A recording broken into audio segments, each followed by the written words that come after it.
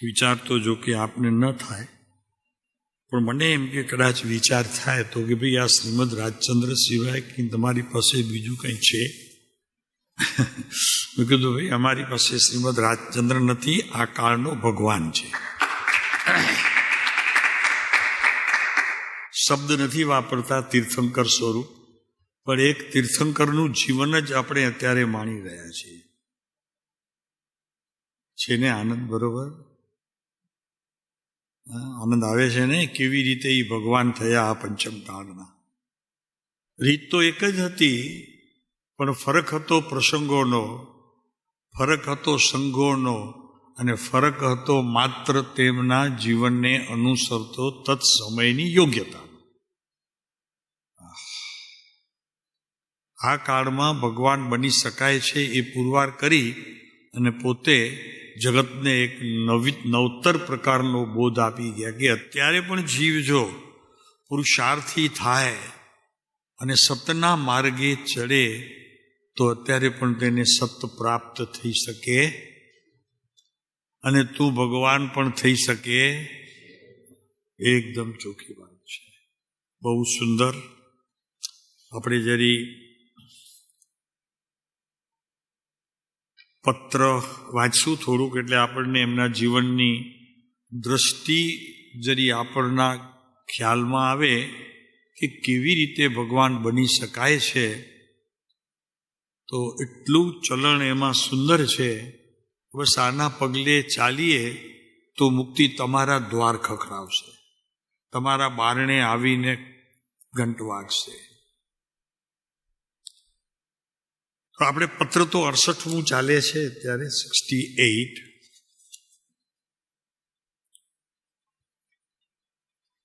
જરીક આપણે એ પત્ર જોઈશું એનાથી પહેલા એક એમના મનસુખરામ સુરેરામ કોઈક જિજ્ઞાસુ જીવ હતા, મુક્તિના અભિલાષી હતા.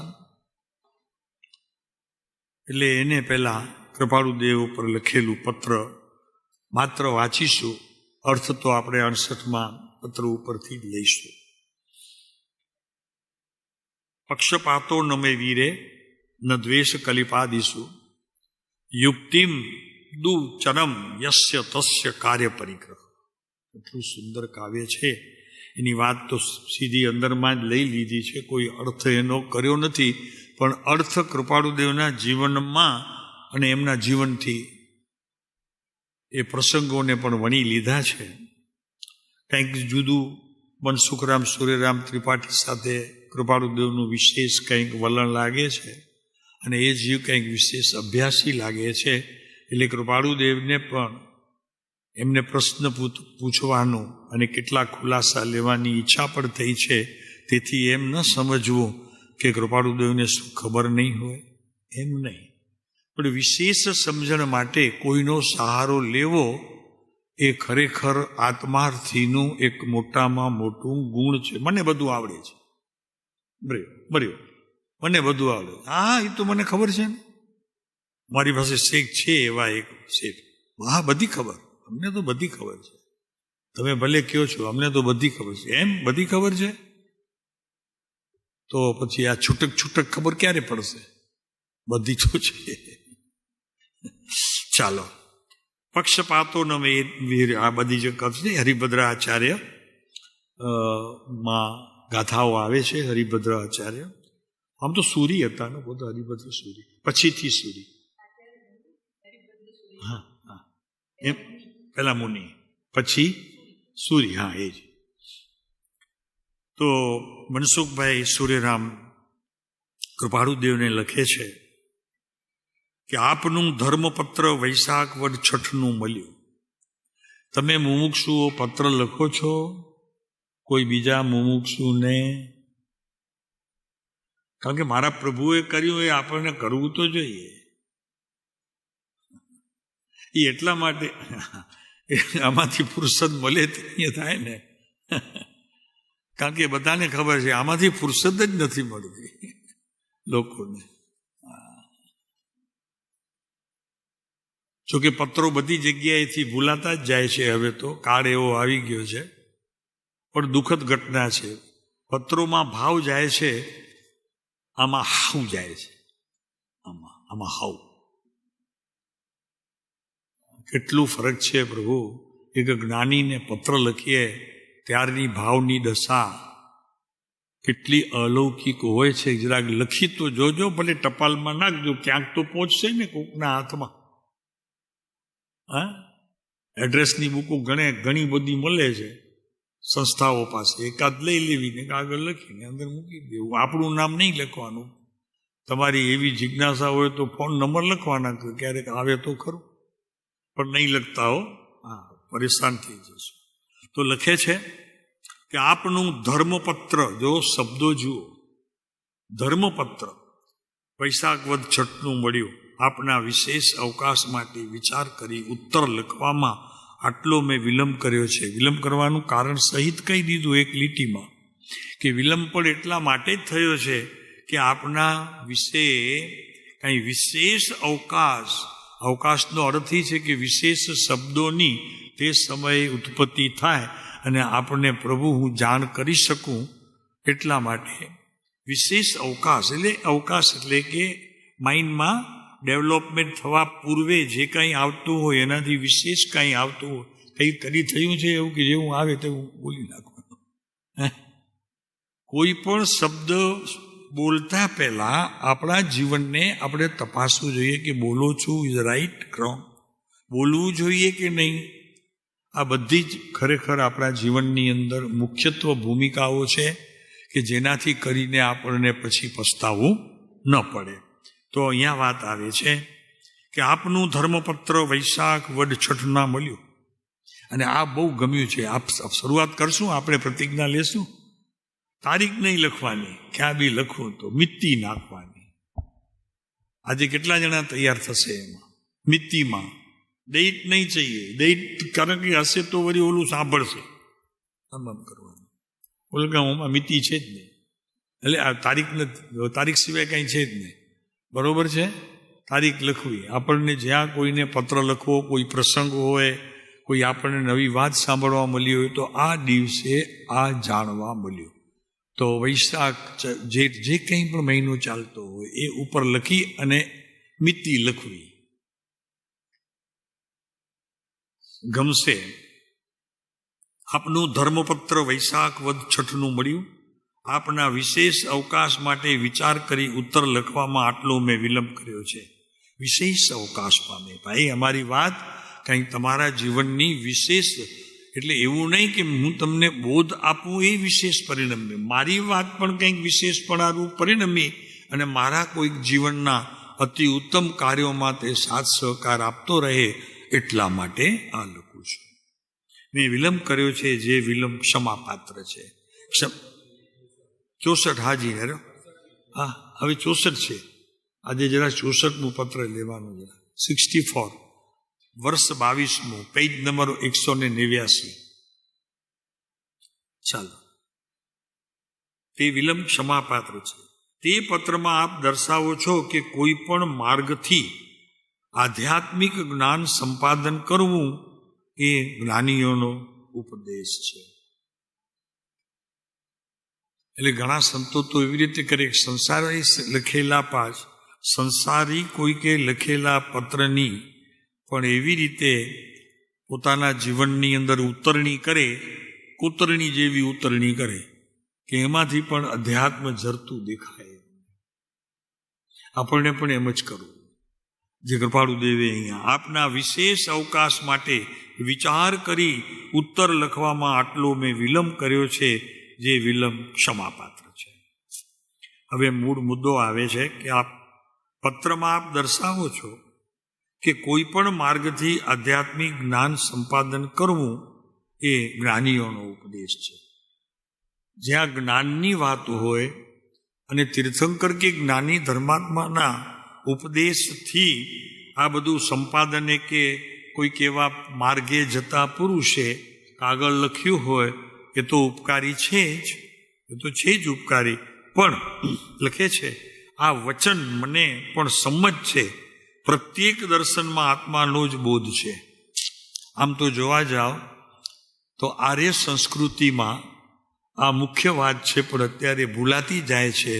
આપણે આર્ય છીએ એ પણ ભૂલાતું જાય છે. એ બહુ મોટા દુઃખની વાત છે. સૌથી પહેલા હું જૈન છું, એનાથી પહેલા હું આર્ય છું. એ બહુ વિશેષ એટલા માટે જરૂરી છે કે એનાથી મૂળિયા પકડાય છે. ધર્મથી જન્મની પછી તારીખ મનાય છે. સમજાય છે? આટલો ફરક છે. હું કયા ધર્મમાં જન્મ્યો તે પછી જૈન દર્શનમાં એ નામ મુખ્ય રહી ગયું, અને અહીંયા જે કહેવાનો શબ્દ છે એ ભૂલાઈ જાય છે કે તું ભાઈ આર્ય છો, આર્ય કુળમાં તું જન્મ તે ધારણ કર્યું છે, તો તારી સંસ્કૃતિ કેવા પ્રકારની હોય એ બધા જ પક્ષો, ધર્મના અલગ અલગ માનતા બધા જ પક્ષોમાંથી એ તને વાત મળી રહે. એટલું જ નહીં, પણ એમાંથી તને જે વાતો બહુ સામાન્ય લાગતી હતી જૈન દર્શનની અંદર, એ તને વિશેષ બળવત્તર લાગવા માંડે. આ છે વાંચનનું ખરેખર મુખ્ય મુદ્દો.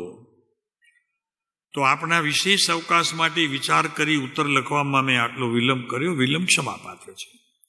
તે પત્રમાં આપ દર્શાવો છે કે કોઈ પણ માર્ગથી આધ્યાત્મિક જ્ઞાન સંપાદન કરવું એ જ્ઞાનીઓનો ઉપદેશ છે. તમે જરીક શાંતિ રાખશો. આર્ય સમજીને કોઈ ધર્મ પક્ષ નહીં, પણ હું આર્ય છું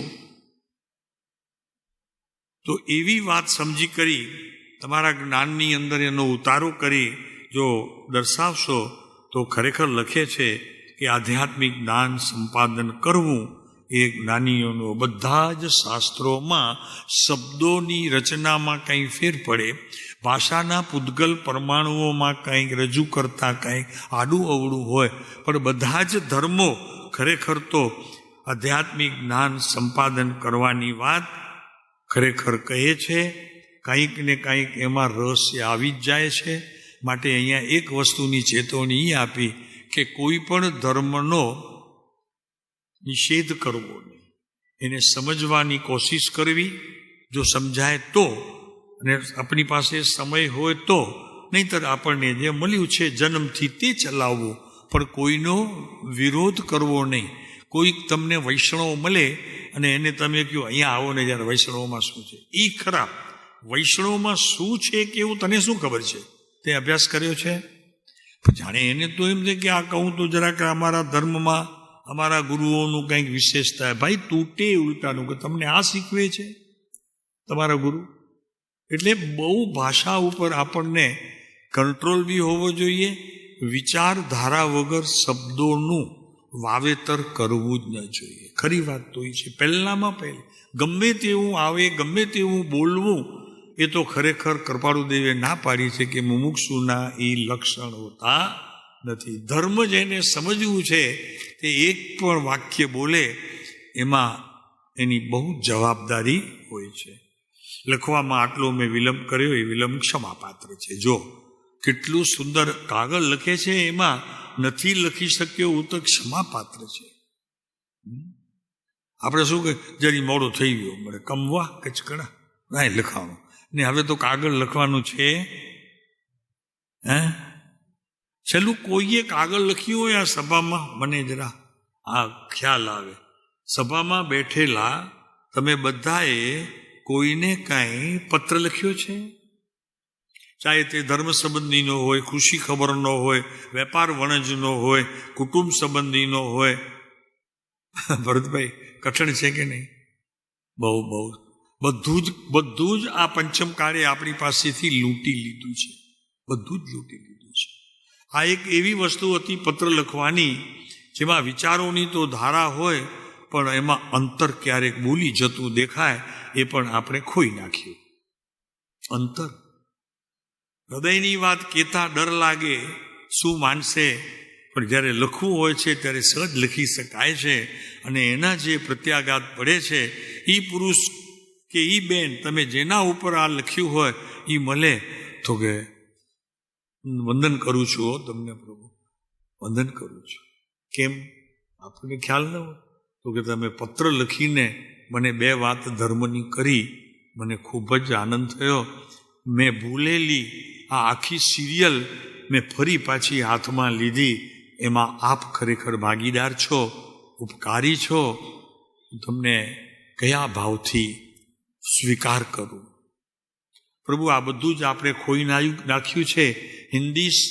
હિન્દુ સંસ્કૃતિ આપણને જાણે કે અત્યારે ઓલું ખાવા થાય છે, કાંઈ કરવું જ નથી. બસ જેવું જેવું બધું આવતું જાય છે, નવું નવું એવું બધું કરતા જઈએ છીએ.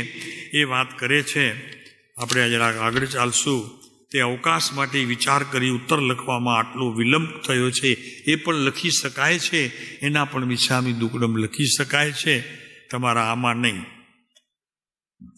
ઓલી આંગળીઓ ચલાવવાની વાત છે. એ તો ખરેખર છે ને, જૈન દર્શનને તો જે કોઈ માનતું હોય તીર્થંકર પરમાત્માને, એના માટે તો આ બિલકુલ કાર્યકારી નથી.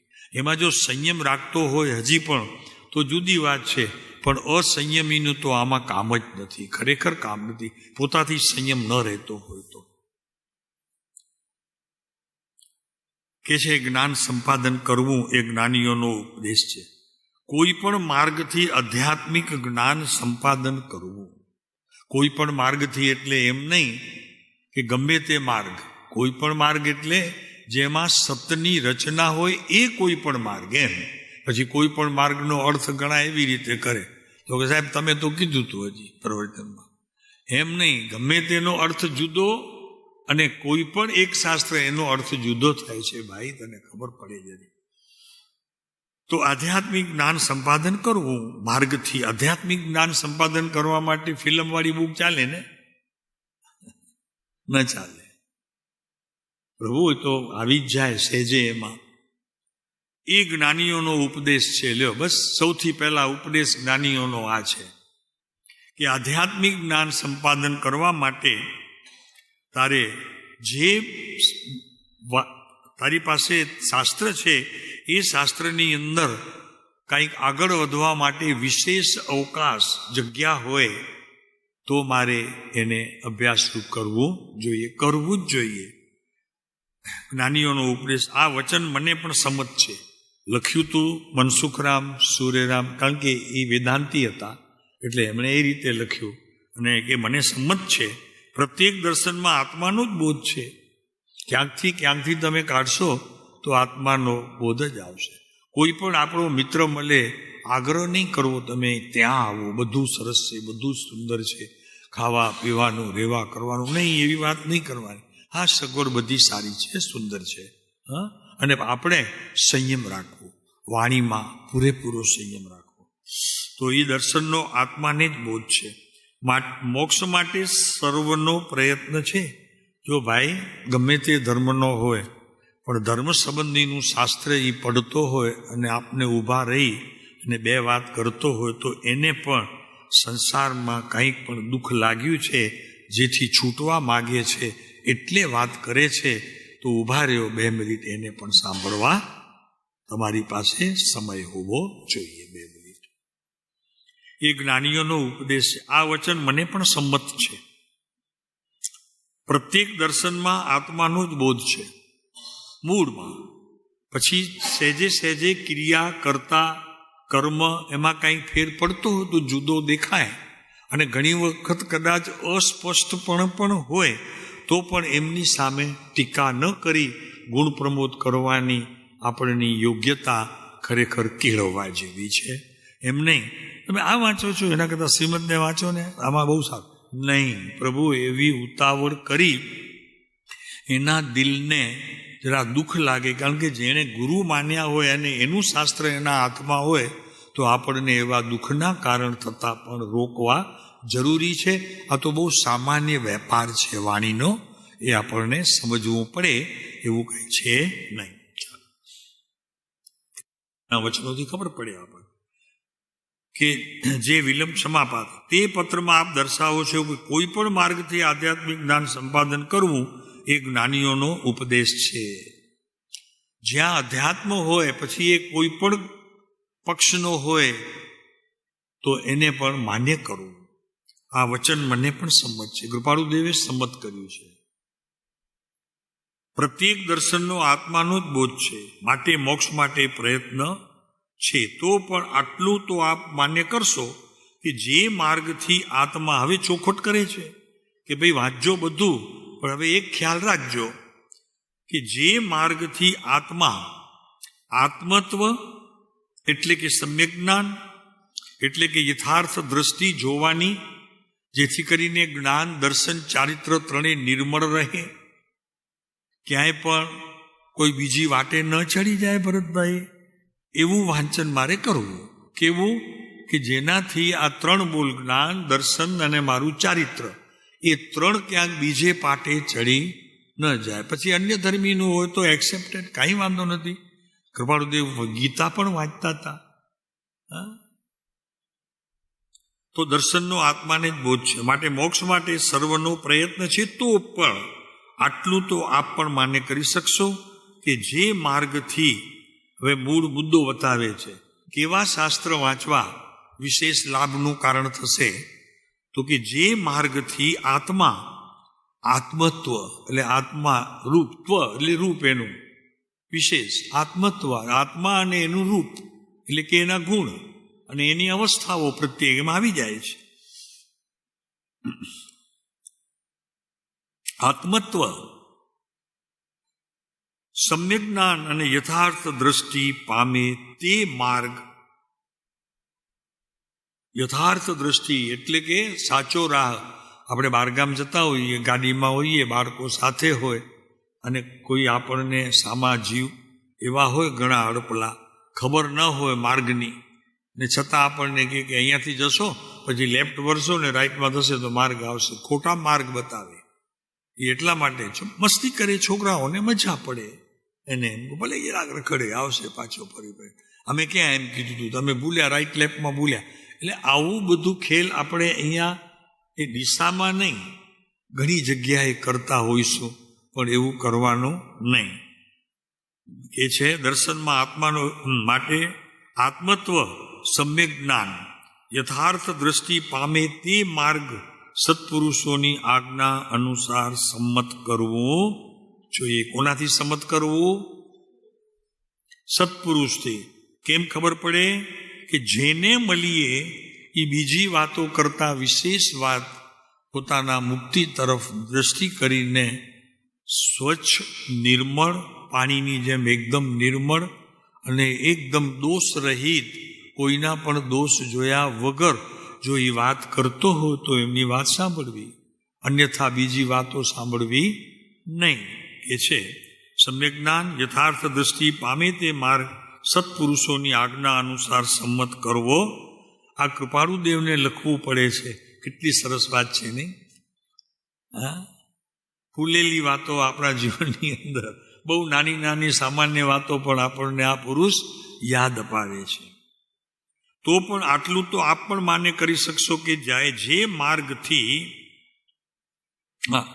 તે આજ્ઞા, આ નીચે સમ્યક જ્ઞાન, યથાર્થ દ્રષ્ટિ પામે તે માર્ગ સત્પુરુષની આજ્ઞા અનુસાર સંમત કરવો જોઈએ. અહીં કોઈ પણ દર્શન માટે બોલવાની ઉચિંતતા નથી. એક વ્યક્તિ માટે નહીં, બધા માટે આ વાત અમે કહી છે. તમે વિચાર કરો, કૃપાળુદેવ એમને લખે છે તો સંમત કરવી જોઈએ. અહીં કોઈ પણ દર્શન માટે બોલવાની ઉચિતતા નથી, છતાં આમ તો કહી શકાય. છતાં વાત કરી, ઉપર બધું જ માન્ય કરીને છેલ્લે કીધું કે જે પુરુષનું વચન પૂર્વા પર અખંડિત હોય, ભેદાભેદ રૂપે ન હોય. હમણાં વાંચ્યું હોય, આગલી લીટીમાં કંઈક જુદું કહેતા હોય, પાછળની કંઈક લીટીમાં જુદું કહેતા હોય, એવા શાસ્ત્રો વાંચવાની. ને આપણને તો બીજું જરૂર શું છે વાંચવાની? જેટલું પણ જોઈએ આપણે આ પુરુષ આપી દે છે, પછી શા માટે બીજાની ચિંતા કરવી? પણ તે સમયે નહોતો, એટલે કૃપાળુદેવે તે સમયે ભલામણ કરી છે. અત્યારે તો આપણે શું વાંચો? બોધામૃત છે, લઘુરાજ સ્વામીનું ઉપદેશામૃત છે, પછી કૃપાળુદેવના વચનામૃતની અંદર પણ 3 પ્રકરણ એવા છે, હાથ નોંધ, અભ્યંતર, પરિણામ. પછીના 2 પ્રકરણ બહુ જ સુંદર છે. વ્યાખ્યાન સામના જે પાઠ છે એ પણ સરસ છે. બધું જ સુંદર છે. એટલે આપણને કંઈ બીજું વાંચવાની આવશ્યકતા છે નહીં. પણ આ તો ત્યાર સમયની વાત છે. છતાં આમ તો કહી શકાય કે જે પુરુષનું વચન પૂર્વાપૂર અખંડિત હોય, આગળ વાંચી ગયા હો અને પાછળ એ જ પુરુષ કંઈક બીજો કહેતો હોય, એ વાંચવું નહીં. તેનું બોધેલું દર્શન અને પૂર્વાપૂર્વ હિતસ્વી છે. બસ આત્મા જ્યાંથી યથાર્થ દ્રષ્ટિ કિંવા વસ્તુ ધર્મ પામે ત્યાંથી સમ્યક જ્ઞાન સંપ્રાપ્ત થાય એ સર્વમાન્ય છે. સામે મનસુખરામ સૂર્યરામ ત્રિપાઠી છે, એ પણ એટલા જ ખરેખર અનુભવી અને એટલા જ કૃપાળુદેવને ચાહનારા, અને વિશેષ તો એ છે કે કૃપાળુદેવનું વચન એમના માટે રામબાણ હતું. જેવું આવે આ વસ્તુ અમને ત્યાં કહી છે ભગવાનદાસભાઈએ અમારા સાહેબે, કોઈ કે એટલું બધું કે એ લખે તો બધું જ માને. એ કે તમે હમણાં જઈને શંકરના મંદિરમાં બેસી જાઓ તો એ બેસી જાય, એટલી શ્રદ્ધા. એટલે આ વાત આપણે એટલા માટે કહી છે કે જ્ઞાનીઓનું વાક્ય કોઈ અનર્થે ન હોય, એમાં પણ કંઈક પ્રયોજન હોય. ત્યાંથી તને કંઈક જાણવાનું સમજવાનું એમને જોઈતું હશે તો તને ત્યાંનું અંગુલી નિર્દેશક કર્યો. ચાલો, તો ઉચિતતા નથી. છતાં આમ તો કહી શકાય કે જે પુરુષનું વચન પૂર્વાપૂર્વ અખંડિત છે તેનું બોધેલું દર્શન તે પૂર્વાપૂર્વ હિતસ્વી છે. શાસ્ત્ર એવું વાંચવું કે જે શાસ્ત્રની અંદર આત્મા સ્થિર હોય, એને કોઈ પણ લાંછન હોય નહીં, અને પછી પર્યાય સંબંધીની જે વાતો કરવામાં આવતી હોય એ બધા સમ્યક નેત્રને ધારણ કરતી હોય, અનુભવી હોય, એક જ આત્મદ્રવ્યને દૃષ્ટિપાત કરતી હોય. આ જ વાંચવું, બીજું વાંચવાનું કંઈ હોય તો 2 વખત વિચારી જોવું. તો કે છે આત્મત્વ પામવા માટે શું હે, હવે કે છે કે શું એમાં કોઈ પણ પુસ્તક વાંચો, શાસ્ત્ર વાંચો, એમાંથી આ ચીજો મેળવજો. આત્મત્વ પામવા માટે શું હે, એ એટલે શું? સમજીને છોડી દેવું. અને શું ઉપાદે, શું રાખવા જેવું, શ્રવણ કરી અને શું એમાંથી અર્થ કાઢીને આપણને પામવા જેવું, મેળવવા જેવું. અને શું જ્ઞેય છે, અને આત્માના જ્ઞાનની સાથે એકતા કરતો તત્સમયનો ઉપયોગ જો સંધિ કરતો હોય તો તે જ્ઞેય છે. સમજાનું ને? તે વિશે પ્રસંગોપાત સત્પુરુષની આજ્ઞા અનુસાર આપની સમીપ કંઈ કંઈ મૂકતો રહીશ. સાહેબ અમને મોકલાવો ને એક ઉપમામાં કાગળ. ભાઈ તારી પાસે બધા જ છે, બધા જ છે તારી પાસે. એ ભાઈને તો 1 મળ્યું કે 2 મળ્યા હશે કે 3-4 મળ્યા હશે, પણ સુખભાઈને તને તો બધા જ તારા માટે મળ્યા છે. બરોબર છે? બેનો શું કહે છે? આપણા માટે છે? હા કે હા, આપણા માટે જ છે બધા. હા સાહેબ, મને જો સ્પર્શતો હોય તો વિશેષ, ન સ્પર્શતો હોય તો ચેતવણી, વોર્નિંગ. અને કદાચ મારા જીવનમાંથી આવી ગયું હોય ને એ પ્રસંગ આવ્યું હોય તો રાજી થવું, નાચવું, કૂદવું. મને જે હતું તે અહીંયા પ્રભુએ આપી દીધું. નાચ છે જરી વાત. તો સત્પુરુષની આજ્ઞા અનુસાર આપની સમીક્ષ કંઈ કંઈ મૂકતો રહીશ. હે જ્ઞેય ઉપાદેયપણે કોઈ પદાર્થ એક પણ પરમાણુ નથી જાણ્યું તો આ આત્મા જાણ્યો નથી. બહુ સરસ અહીંયા એક વાત બહુ સ્પષ્ટ રીતે કહી દીધી કે હે જ્ઞેય અને ઉપાદે, પહેલા તું માત્ર એના અર્થ સમજવા માટે શાસ્ત્રથી તું અભ્યાસ કરી લે. હે શું છે, જ્ઞેય શું છે, આ બધું અભ્યાસ કરી લે. જ્ઞેય છે સમજીને, વિચાર કરીને, પરિપૂર્ણ તત્વ કોઈ જ્ઞાનીનો સહારો લેવો પડે તો લઈને એ વાક્ય ઉપર ચોંટી પડવું નહીં. આ જ બરોબર છે મારા.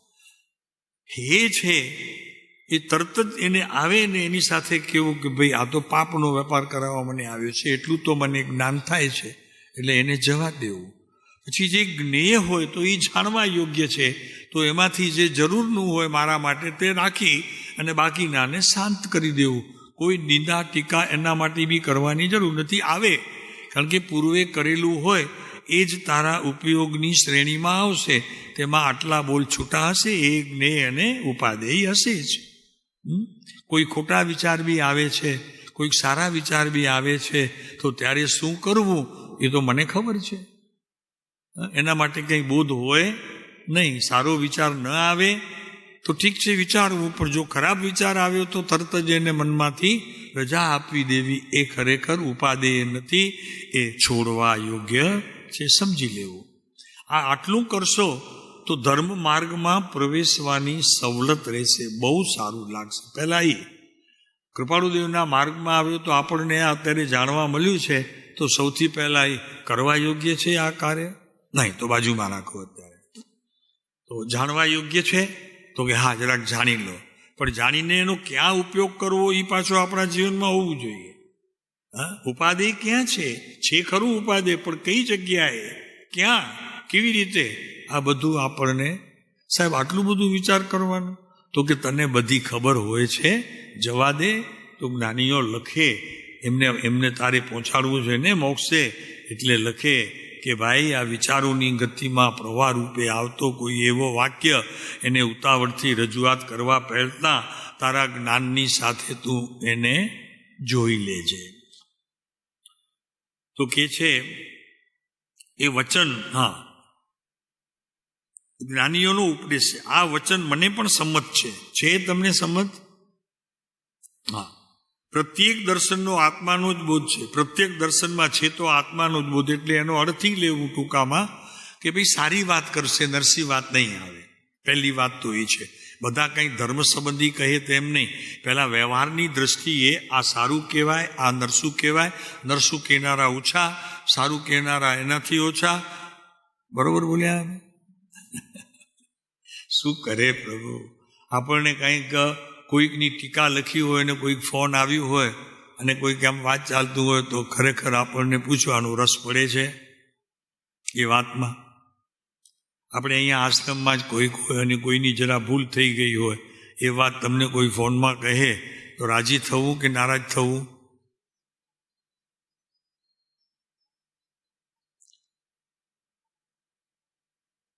નહીં, જવાબ નથી તમારી પાસે. કોઈ ટીકા કરે, કોઈ પુરુષની તમારી પાસે નિંદા કરે તો એના માટે શું આપણી પાસે ઉત્તર હોય? નથી ખબર. પ્રભુ ત્યારે શાંત ચિત્તે સાંભળી લેવું અને એને કહેવું ભાઈ શાંતિ રાખ, આજે તને આ કીધું છે, કાલે સારું કહેશે. હા, તું નહીં બોલે ને તો સારું કહેશે. બરોબર છે? તો કહે છે કે જે માર્ગથી આત્મા આત્મત્વ સમ્યક જ્ઞાન યથાર્થ દર્શી પામે તે માર્ગ સત્પુરુષની આજ્ઞા અનુસાર સંમત કરવો. જો આ નથી થતું તો સાધના કેન્દ્રની અંદર કે એવા કોઈ આત્મતત્વની અંદર કંઈક એવી સંસ્થાઓ હોય, એ સંસ્થામાં રહેવા પહેલાં એ સંસ્થાએ કંઈ કસાય થઈ જાય અને એનું પણ મને કંઈ જ્ઞાન ન હોય કે ભાઈ વાંધો નહીં, એ તો સાચી વાત હતી ને મેં કહી દીધી, તારા માટે સત્ય હતી, પણ તે એને સત્ય કીધું છે, એ સત્ય સમજાવવામાં તું નબળો પડ્યો છો. એ એટલી વાત પણ જો આપણને ખ્યાલમાં ના આવે તો પ્રભુ કર્મબંધનની સ્થિતિ તો તારી અનાદિકાળથી ચાલી આવે છે, એમાં વધારો થશે, ઘટાડો નહીં થાય. તો કે છે પ્રત્યેક, આ વચન છે, આ મને પણ સંમત છે. કૃપાળુદેવ લખે છે અમને, આપણા મનસુખભાઈ સૂર્યરામ ત્રિપાઠીને પણ લખે છે કે એ પણ અમને પણ સંમત છે. પ્રત્યેક દર્શનમાં આત્માનો જ બોધ છે. કારણ કે જન્મ તો તેનું ત્યાંથી જ થાય છે, વિચારોની આપલે બધી ત્યાંથી જ થાય છે, કે જેના 3 વિષય છે, જ્ઞાન, દર્શન અને ચારિત્ર. 3 આવે છે અને એમાં વિકલ્પોને ઉમેર્યું તો 4થો થાય. બરોબર છે? એમાં ક્રોધને ઉમેર્યું તો વધતી શ્રેણી એ બધું આવે, પછી હજી માન આવે, એવા બધા પ્રકાર વધતા જાય. પણ મૂળ તો ઉત્પત્તિ એની એક જ કેન્દ્રથી થાય છે. એ વાત કૃપાળુદેવે કરી.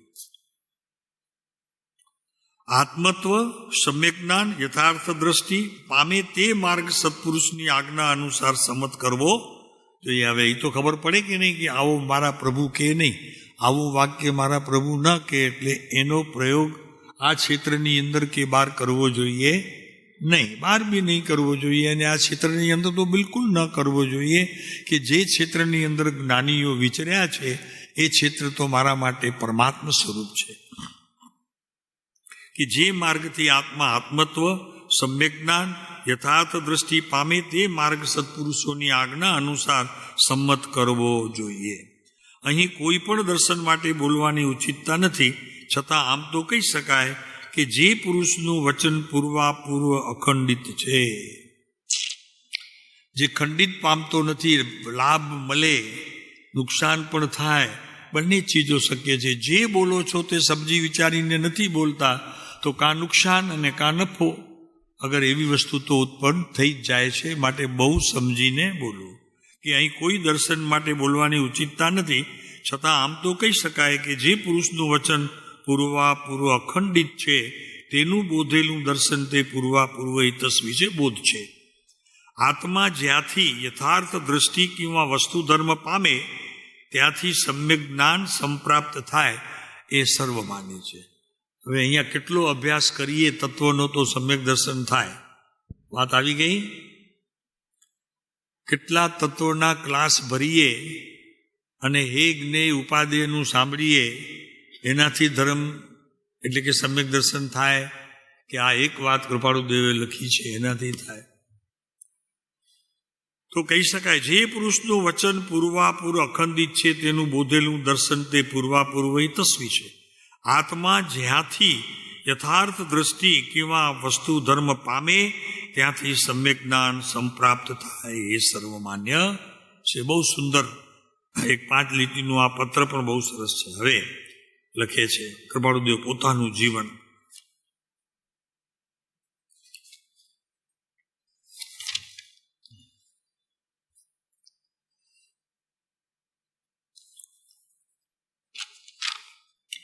એ પત્ર જોઈશું આપણે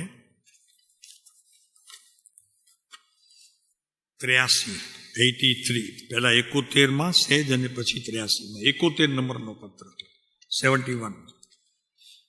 હવે જરાક એ રીતે જોતા જઈશું કે કૃપાળુદેવે આ વાતને કેવી રીતે સરળ કરી છે આપણા જીવનની અંદર. તો 71 નંબરનો પત્ર. 68 તો આપણે જોઈ લીધું, છતાં એક વખત વાંચવું છે તો ફરી વાંચી લઈએ, જરૂર નથી. હા, ચાલો હવે 71 આવો.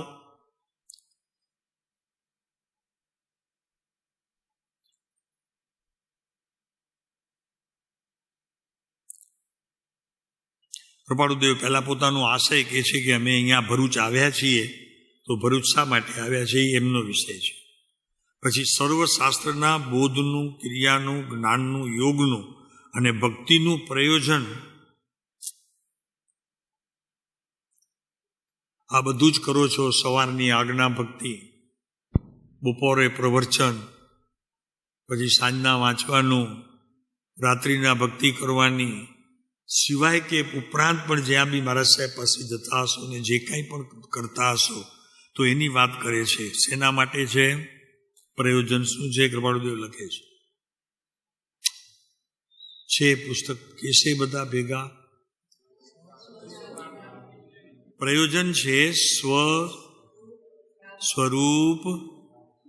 એ કોણ છે? આપને ખ્યાલ છે? સ્વસ્વરૂપ પ્રાપ્તિનું સ્થાન ક્યાં છે? શાસ્ત્રમાં, બરોબર ને? કૃપાળુદેવ પાસે નહીં, ત્યાં પણ નહીં, તો ક્યાં છે? ભરતભાઈ મજા છે. સ્વસ્વરૂપ પ્રાપ્તિના અર્થે છે અને તે સમ્યક શ્રેણીઓ આત્મગત થાય.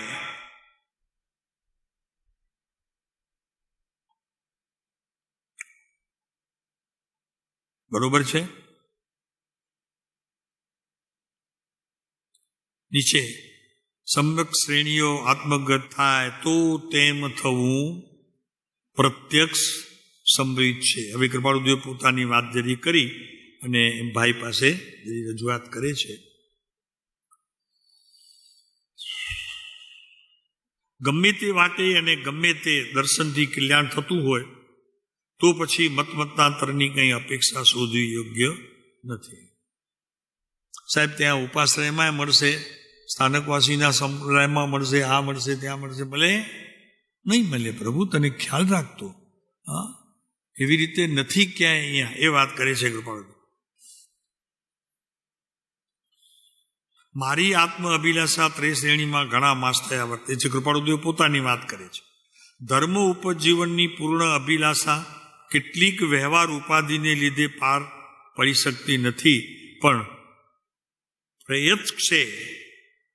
પ્રત્યક્ષે સત્પદની સિદ્ધિ આત્માને થાય છે અચલ ભાવે અને વિશેષ સંમત કરતા અન્ય દર્શનના ઉપદેશમાં મધ્યસ્થિતતા પ્રિય છે. કૃપાળુદેવ પોતાની વાત ક્યાં ક્યાં સારી સુંદર લાગે છે, પોતાના જીવનની અંદર શું ગમે છે એ વાત અત્યારે મૂકી છે. ગમે તે વાટે અને ગમે તે દર્શનથી કલ્યાણ થતું હોય તો પછી મતાંતરની કંઈ અપેક્ષા શોધવી યોગ્ય નથી. આત્મત્વ જે અનુપેક્ષાથી, જે દર્શનથી કે જે જ્ઞાનથી પ્રાપ્ત થાય તે અનુપેક્ષા, તે દર્શન, તે જ્ઞાન સર્વોપરી છે. અને જેટલા આત્મા તર્યા વર્તમાને તરે છે, ભવિષ્ય તરશે, તે સર્વ એ એક જ ભાવને પામીને, કયો ભાવ? ઉપર કહી દીધું. ગમે તે વાટે ગમે તે દર્શનથી કલ્યાણ થતું હોય એટલે એક વાત તો નક્કી થઈ ગઈ, એવું બનતું નથી. ગમે ત્યાં ગમે તે વાત થતી હોય એનાથી હું મુક્તિને પામી શકું એવું કાંઈ છે નહીં. જેમાં આત્મત્વ સંબંધીની કોઈ રજૂઆત નથી એવા શાસ્ત્રો વાંચીને મારું કોઈ કલ્યાણ થાય એમ બની શકે નહીં. પછી મતાંતરની કંઈ અપેક્ષા શોધવી યોગ્ય નથી. બસ તે જોઈ લીધું. પછી એ સંબંધી તારે કોઈને પણ કહેવાની કે જેણે પુસ્તક આપ્યું હોય તેને પણ, બીજા કોઈને પણ એ સંબંધીની વાત કરવાની જરૂર નથી. જો અમારે તો શ્રીમદે અહીંયા આટલું ચોખ્ખું કહ્યું છે, કાંઈ જરૂરી નથી. એ નેસેસરી નથી કે તમારે બતાવવું જોઈએ, કાંઈ જરૂરી નથી. આત્મત્વ જે અનુપેક્ષાથી, જે દર્શનથી કે જે જ્ઞાનથી પ્રાપ્ત થાય તે અનુપેક્ષા, તે દર્શન અને તે જ્ઞાન સર્વોપરી છે. તને એમ લાગે કે આ આત્મતત્વ માટે ઉત્કૃષ્ટ વાત છે તો એને પકડી લે. આ દર્શન માટે યોગ્ય છે, શ્રદ્ધા ગુણ માટે આ યોગ્ય છે, ચારિત્ર માટે આ યોગ્ય છે, તો પછી એને કાંઈ છોડવાની જરૂર નથી. ત્યાં લગ્યો રહે તે એટલે સુધી લગ્યો રહે કે એનો અંત ક્યારે આવે અને આ મને મારા જીવનમાં પ્રાપ્ત થાય. તે અનુપેક્ષા, તે દર્શન, તે જ્ઞાન સર્વોપરી છે. અને જેટલા આત્મા તર્યા વર્તમાનમાં તરે, ભવિષ્યમાં તરશે, તે સર્વે આ એક જ ભાવને પામીને આપણે એ સર્વભાવ પામીએ એ મળેલા અનુત્તર જન્મનું સાફલ્ય છે. હવે આ વાત કરીને આપણી એક વાત મારે ખાસ સમજાવી છે. 68 નંબરના પત્રની અંદર એક વાત બહુ સુંદર છે, પારિણામિક ભાવ સંબંધીની છે. સમય આપણી પાસે 10 મિનિટ છે બચેલું, પછી આપણે જોઈશું. મનસુખરામ સૂર્યરામ ઉપર જે પત્ર તો બજાણા કાઠિયાવાડથી અષાઢ સુદ પૂર્ણિમા, પત્ર ક્રમાંક છે 68. અત્યારે આપણને એ સમજવું છે. કૃપાળુદેવ એક બહુ સુંદર વાત કરે છે. મનસુખરામ સૂર્યરામ ત્રિકાઠી 68 બજાણા કાઠિયાવાડ, અષાઢ સુદ પૂનમનો સારો દિવસ છે, શુભ દિવસ છે. અષાઢ સુદ સાતમનું લખેલું આપનું પત્ર મને વઢવાડ કેમ્પ મળ્યું. ત્યાર પછી મારું અહીં આવવું થયું. એ પહોંચ લખવામાં વિલંબ થયો. પુનઃજન્મના મારા વિચારો આપને અનુકૂળ થવાથી મને એ વિષયનું આપનું સહાયક પણ મળ્યું. આપણે પત્ર જોઈ ગયા હતા 2 દિવસ પહેલા. આપે અંતરકરણીય આત્મભાવજન્ય અભિલાષા જે દર્શાવી તે નિરંતર સત્પુરુષો રાખતા આવ્યા છે અને આપે પણ તે જ આપ્યું છે. એટલે ઉપકારની દ્રષ્ટિએ પહેલા એ પત્રમાં ઉપકાર માને છે. તેવી મન વચન કાયા અને આત્માની દશા તેઓએ પ્રાપ્ત કરી છે અને તે માર્ગના, તે દશાના પ્રકાશ વડે દિવ્ય થયેલા આત્માએ દ્વારા, વાણી દ્વારા સર્વોત્તમ આધ્યાત્મિક વચનામૃતોને પ્રદર્શિત કર્યા છે. હવે આમાં એક વાત વિશેષ એ આવી છે, એ આપને અહીંયા જરાક થોડાક ચર્ચાના વિષયમાં લઈશું. કૃપાળુદેવે એમને લખ્યું છે, એ જરાક તમારી સામે વાંચી જાઓ, ખ્યાલ આવશે. કૃપાળુદેવે લખ્યું છે એમાં કે પારિણામિક ભાવનો શબ્દ છે. ત્યાં એક પારિણામિક ભાવ ક્યાં છે? બીજા પારિગ્રામમાં. સર્વદર્શન પારિણામિક ભાવે મુક્તિનો ઉપદેશ કરે છે. તો એના માટે થોડુંક સમજી લઈએ, સમય છે આપણી પાસે 5 મિનિટ. પારિણામિક ભાવ એટલે શું? અત્યાર સુધી આપણને ભણવામાં આવ્યું નથી એટલે કદાચ ખ્યાલ ન આવે. પણ બહુ મહત્વનો છે પારિણામિક ભાવ. પારિણામિક ભાવની અંદર અનાદિથી મૂળ સ્વભાવ સાથે કર્મ, નો કર્મ, ક્ષય, ક્ષયોપશમ બધા જ અપેક્ષિત છે, એની સાથે ને સાથે હોય છે. આ બધા જ ભાવ આપણને ખ્યાલ નથી, અભ્યાસ છે નહીં એટલે આપણને ખ્યાલ નથી, વાંચ્યું નથી અને ક્યાંય પ્રવચનમાં આવ્યું નથી. પારિણામિક ભાવ તો કૃપાળુદેવ એટલા માટે લખે છે કે પારિણામિક ભાવ મુક્તિનો ઉપદેશ કરે છે. એમાંથી છૂટવાની એટલે મુક્તિ તરફ જવાની, એટલે મોક્ષ તરફ ગતિ કરવાની એક એમાંથી ગંધ આવે છે. અને એ ગંધ એટલે સુધી આવે છે કે આપ એને ગંધને પૂરેપૂરું તમારા બગલમાં રાખી, ખિસ્સામાં રાખી, પેટીમાં પેક કરી અને કાયમ માટે એનો જો ઉપયોગ કરો તો એ આખું જે કારણ છે એ તમને મુક્તિ માર્ગ તરફ લઈ જાય. એ આ ભાવ છે, એની જરાક વાત કરશું આપણે. બચેલું પછી આવતી પરમ દિવસે કરશું. પારિણામિક ભાવ જ વસ્તુનો અનાદિથી મૂળ સ્વભાવ સાથે કર્મ, નો કર્મ, ક્ષય અને ક્ષયોપશમ આ 4 મુક્તિના કારણ. સમજાણું? જેનાથી આત્મા મુક્ત થાય એવા આ 4 કારણને આ પારિણામિક ભાવ સ્પર્શે છે. હવે આપણે એ જોઈએ કે પારિણામિક ભાવ એટલે શું, તો એનો વિસ્તાર આપણે કરીએ. એનાથી પહેલા એને હજી વિશેષ સમજી કરીને પછી આગળ વધીએ. કેટલા ભાવ કીધા પારિણામિક ભાવમાં? કર્મ જે કંઈ ઉદય આવ્યા કરે છે, પછી નો કર્મ, પછી ક્ષય જે આવે છે ને વયું જાય છે, પછી ક્ષયોપશમ આવીને પછી વિસ્તાર કરે છે, પછી શોર્ટ કરે, વળી વિસ્તાર કરે. એવા બધા જ ભાવ એ આવ્યા કરે છે. એ અપેક્ષા રાખતો એવો સ્વભાવ ભાવ, એને બધાની જરૂર છે. કેમ કે અનાદિકાળથી આ જીવે જે કંઈ ભેગું કર્યું છે તે આ 4 ભાવથી જ ભેગું કર્યું છે. સમજાય? ક્રિયા કઈ કરવી મારે એનો આનાથી આપણને ખ્યાલ આવશે. કઈ એવી ક્રિયા કરવી કે જેનાથી કર્મોની નિર્જરા થાય, અગર મંદ સ્થિતિએ રહે, અગર એનું જ્ઞાન મને સમ્યક નેત્રે પ્રગટ થાય. આ બધી જ વાતો આ પારિણામિક ભાવ આપણને સમજાશે, એ સમજાવશે આપણને. તો પહેલી જ વસ્તુ સમજી લો કે એમાં 4 ભાવની રચના અને 4 ભાવનું પરિણમન શક્ય છે. કયા કયા? કે જે વસ્તુનો અનાદિથી મૂળ સ્વભાવ સાથે, એટલે કે આત્માનો મૂળ સ્વભાવ કોને ખબર છે? કોણ બોલશે? મૂળ સ્વભાવ ભરતભાઈ? જાણવું, બસ માત્ર જાણવું. જાણ્યા સિવાય તે આત્મા બીજું કાંઈ કરી શકતો નથી. તો એના બદલામાં, એ જાણવાના બદલામાં શું કરે છે?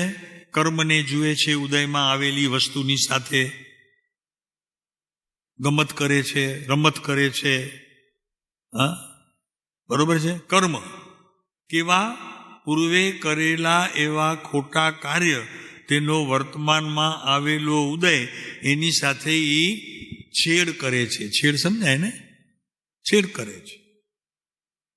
એટલે એને અહીંયા કીધું કે મૂળ સ્વભાવને છોડી, એનો સ્વભાવ છે મૂળ જાણવાનો. કે જે આવ્યું પહેલા એને જાણ. સારું હોય તો આદર, નરસું હોય તો જવા દે, શાંત બેસ.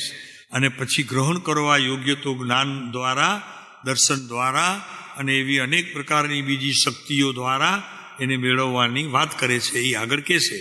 આપણને અત્યારે પહેલા એ જ સમજવું છે કે પારિણામિક ભાવ વસ્તુનો અનાદિથી મૂળ સ્વભાવ સાથે એને ત્યાં પહેલા ઉદય આવે છે, આપણા ઉદયમાં છે એ વસ્તુ, એટલે એની સાથે રમવાની તૈયારી કરી દે છે.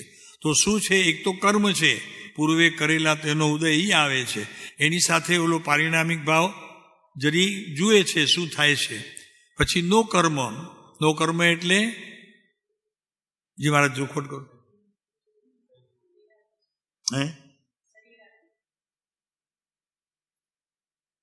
એના વિશેષ ખુલાસો આપણે શાસ્ત્ર તરફ આવતીકાલે કરી લઈશું. જરા નો કર્મનો. તો નો કર્મ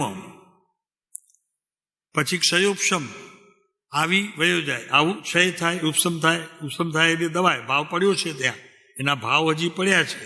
એને ઉપસમ કહેવાય. અને ક્ષય થાય એટલે સમૂળગો ક્યારેક નાશ થઈને વયો જાય, એની મુદત પૂરી થઈ ગઈ હોય, તાની ક્રિયા પૂરી થઈ ગઈ હોય, બે વસ્તુના કારણે એવા ક્ષય ઉપસમ ચાલ્યા કરે.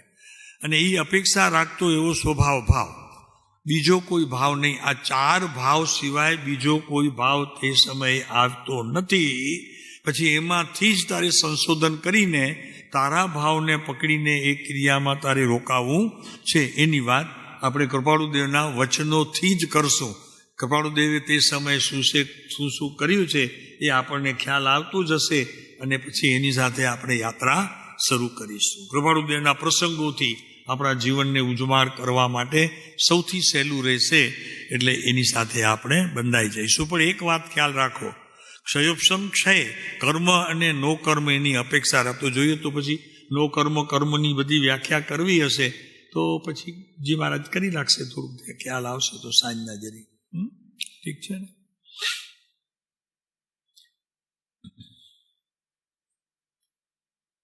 એટલે પારિણામિક ભાવને ખરેખર ત્રિકાળી ધ્રુવ કયો છે. છે ને છે. ત્રિકાળી ધ્રુવ તત્વ છે. એ એવો એક જ ધ્રુવ તત્વ છે કે જે ખરેખર પરિણામ રૂપ થઈ શકે છે. બીજો કોઈ ભાવ તમે જે કરો છો, કાં તો તે કર્મને આધીન છે, કાં તો કોઈ પૂર્વમાં કરેલા એવા દોષને, કાં દયા, દાન, વ્રત, જપ, તપ, શુભ અશુભ બધા જ ભાવોને ધરતો તે ભાવ છે, જેને અહીંયા પારિણામિક ભાવ કહેવામાં આવે છે. પહેલા સમજી લો, પારિણામિક ભાવ જે તમે પૂર્વે કરી આવ્યા છો તે ભાવ, વર્તમાનમાં પણ જે ભાવની ઉત્પત્તિ દ્વારા તમને દયા, દાન, વ્રત, જપ, તપ, ભક્તિ વગેરે જે કંઈ પણ ભાવ થાય છે એ બધા ક્ષયુપસમ. અને ત્રીજો ભાવ એ પણ એની સાથે જ સંકળાયેલો છે. હવે હું આ નહીં કરું, હવે હું આ કરીશ, હવે હું આમ કરીશ. આ બધા જ ભાવો એને અહીંયા પારિણામિક ભાવની સાથે. અને છેલ્લો ભાવ એનો એવો છે પારિણામિક ભાવનો સ્વભાવ ભાવ. પોતાના જ્ઞાન સિવાય એ કાંઈ કરતો જ નથી. બધું જે કાંઈ આપણને દેખાઈ રહ્યું છે એ બધું કોક એનો કરતા છે. મારી ભ્રાંતિના કારણે તે મેં કર્યું એવું જણાય છે. એ ભાવને આપણને સમજવા માટે કૃપાળુદેવને આપણે પોતે એ જ ભાવે, અને બધી પછી એમના પ્રસંગો જોઈશું કૃપાળુદેવના, એટલે આપણને ખ્યાલ આવશે વિશેષ કહેવાય.